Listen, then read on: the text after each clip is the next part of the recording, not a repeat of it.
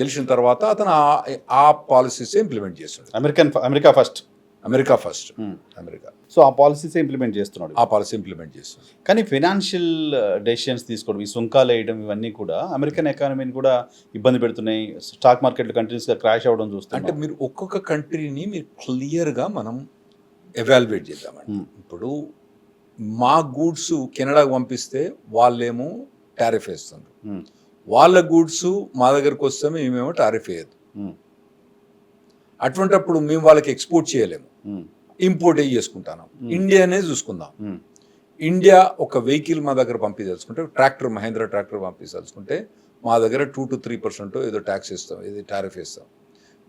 అదే మేము కనుక అక్కడి నుంచి ఇక్కడ టెస్లా కార్ కనుక వేరే కార్ కనుక పంపిస్తే దాని మీద 100% ట్యాక్స్ మీరు ఇస్తాను. అంటే ₹1,00,000 కార్ అంటే ఇంకో ₹1,00,000 మేము ట్యాక్స్. అవును, ₹1,00,000 అంటే ₹1,00,000 మీరు ఇస్తున్నారు. మేము ₹1,00,000 అంటే 3% 3,00,000 ఇస్తున్నాం. అంత డిఫరెన్స్ ఉంటుంది. విస్కీ మేము అక్కడి నుంచి ఇక్కడికి పంపించరాదు.